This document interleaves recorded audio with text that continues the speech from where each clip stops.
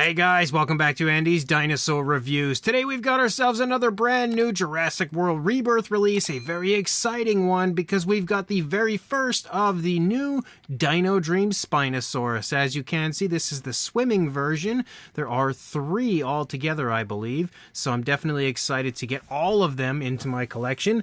But you can see the box art looks pretty nice. You've got the Spino kind of splashing up out of the water, of course the species name and the Rebirth logo. If we actually turn it around, you can see again Jurassic World Rebirth Spinosaurus here on the back. Some more images of the model and the Spino again kind of splashing out of the water. If we come around to the front, pretty much the same stuff that we've seen the entire way around. So all your standard stuff, but it's a pretty nice looking box. So let's go ahead, pop this open and check out the Spino. So there is the Spinosaurus now out on its base and everything and looking absolutely incredible. This is by far one of the best, if not the best, Jurassic World Rebirth Spinosaurus models that I have seen.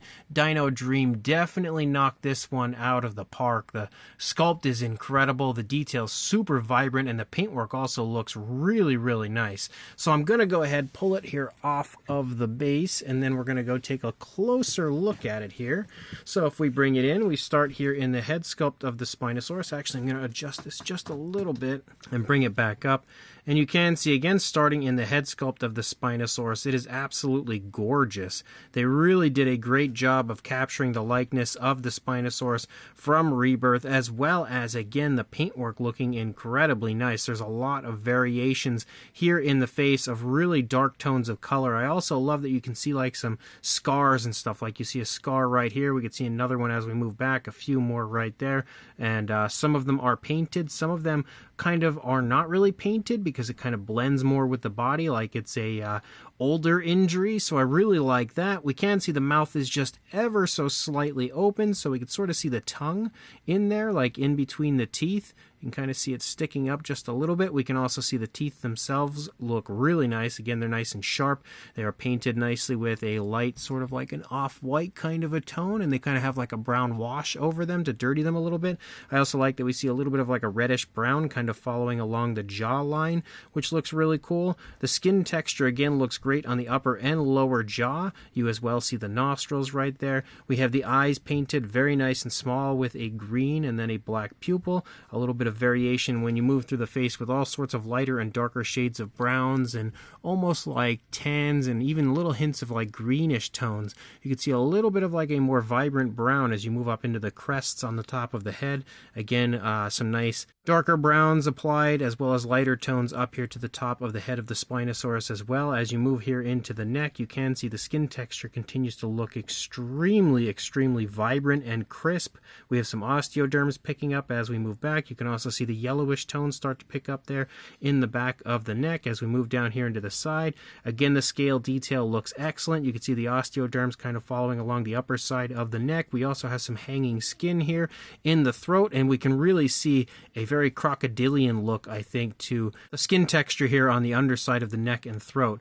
As we move back, we see the very different look actually for the scales. Like they're really fine, very reptilian here in the neck, and as they move back, they start to get really big, and you can see all sorts of osteoderms and stuff popping up. Really impressive kind of rough and rugged looking skin texture. We see some more scars and everything as we lead through. Again, painted out right there. Some more osteoderms and stuff following through the upper part of the dinosaur. Some more darker tones that have been applied. Really smooth transitions, throughout. As you move through, you'll see all sorts of different tones of color applied really nicely to this one. And I like that they've even, allowed some of the lighter tones to kind of creep through some of the scales, which looks really cool. You can see a few more scars right here that are as well painted out. Moving down through the arm, we can definitely take note to the musculature of the arm. Some more scars as well leading down through the arm. And you can see the scales, again, very much so changing their style as you move down closer toward the wrist and hand area.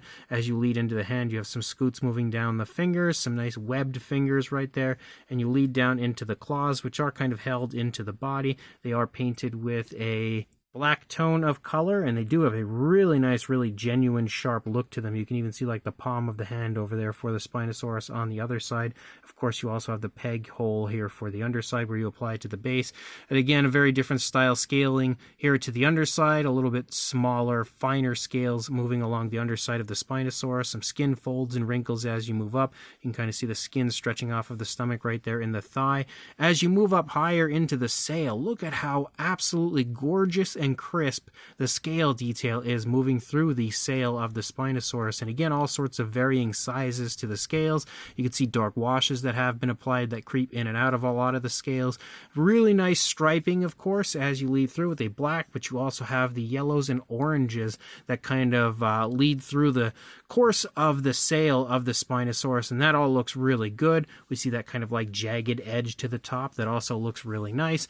As we lead out a little further, you can see the hip bone there kind of protruding through the skin, more of the scutes again following along the upper side of the dinosaur right under the sail. The muscle definition looking really good as you move down here into the thigh. Nice big, massive thigh, honestly, for the Spino. We can also see, again, some darker shading and stuff that's been applied. Leading down, you can see the kneecap as well as the calf muscle. And then you lead down into the foot sculpt, and you can see the underside of the foot definitely looking very aquatic. We can see the dew claw back there, which, of course, is very nice and sharp looking and painted with the same tone of color we saw on the claws on the hands. Nice scoots down the toes here, as well as, again, some nice webbing within the feet of the Spinosaurus, and you've again got those really nicely painted and really nicely sculpted claws. They have such a beautiful, genuine, sharp look to them.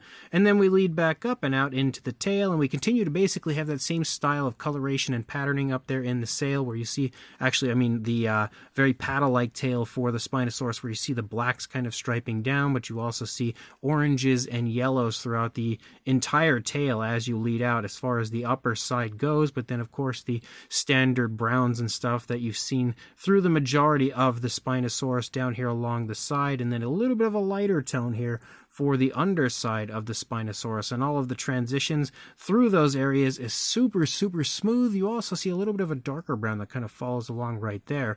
And again, the scales are just so extraordinarily vibrant as you lead out through the tail. It looks really, really impressive. The paintwork on this is definitely, in my opinion, some of the best that we've seen from Dino Dream yet. We can also see, if we look up here, almost like a little bit of a striping with the way that they've painted that, again, following along through the back of the neck. The head sculpt also looks extremely impressive on this side.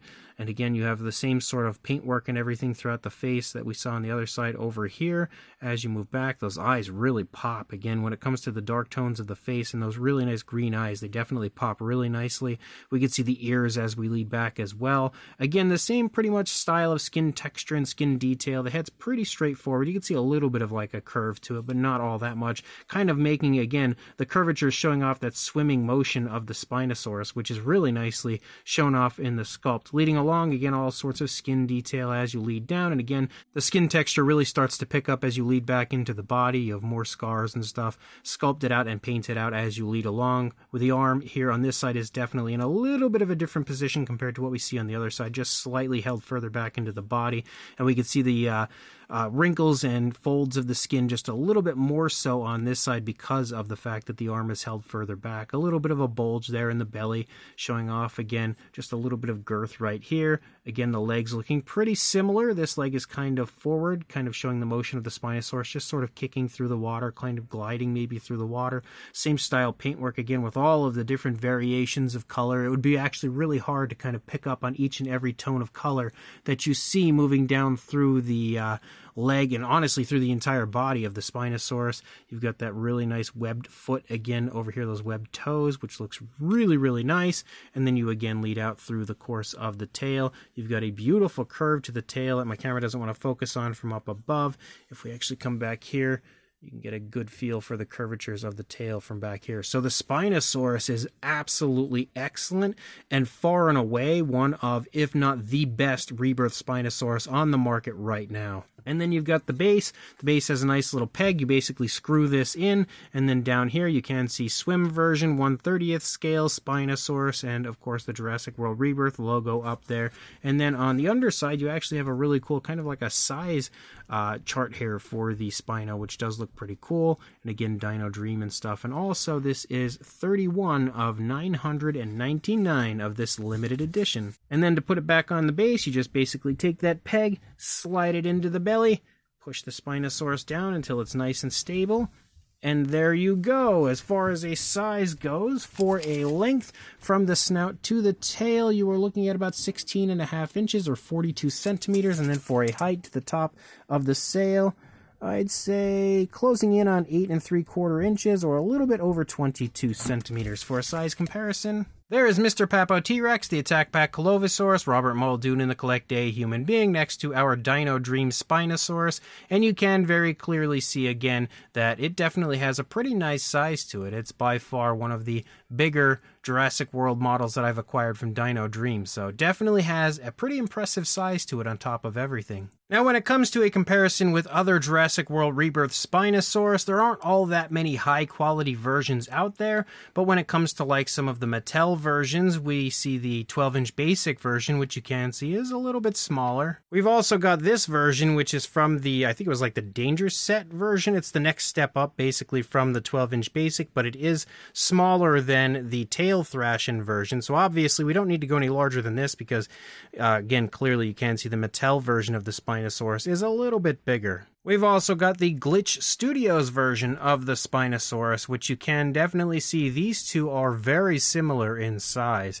So if you do have the Glitch Studios version in your collection, you'll have a pretty good idea of the size of the Dino Dream release. And then one more comparison, one final comparison. We also have the How Long Good version, the GR Toys as well, version of the Spinosaurus, which you can see is very, very similar in size to the Dino Dream version here. So if you do have that How Long Good / GR Toys release, you'll very clearly have a pretty good feel and a good idea of the size of the Dino Dream version. So this brand new Dino Dream swimming version of the Jurassic World Rebirth Spinosaurus is absolutely as drop-dead gorgeous of a Rebirth Spinosaurus as you are going to find, and is by far one of my favorite models to come from Dino Dream yet.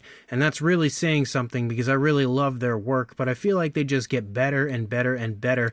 And when it comes to honestly everything about this, it is by far one of their best releases. The sculpt is absolutely incredible. It is super screen accurate and also extremely vibrant when it comes to the fine detail. It has by far some of the best fine detail that I have seen from Dino Dream, just as far as like the way it really pops on the sculpt. It is magnificent in person, and again, definitely the best when it comes to the actual sculpt of the Spinosaurus and replicating the Jurassic World Rebirth version. The paintwork as well is fantastic. There's so much variation of color when it comes to lighter and darker shades of colors throughout, making it look very realistic and lifelike. The paintwork all around the mouth is really well done. The eyes look great. Everything is extremely precise. There's zero sloppiness when it comes to the paintwork of the Spinosaurus. And again, you have those flashier tones of colors up there in the sail. They did a great job of highlighting a lot of those really impressive scales up there with darker washes and lots of variation of color with oranges and yellows and all sorts of stuff up there. So that all looks great.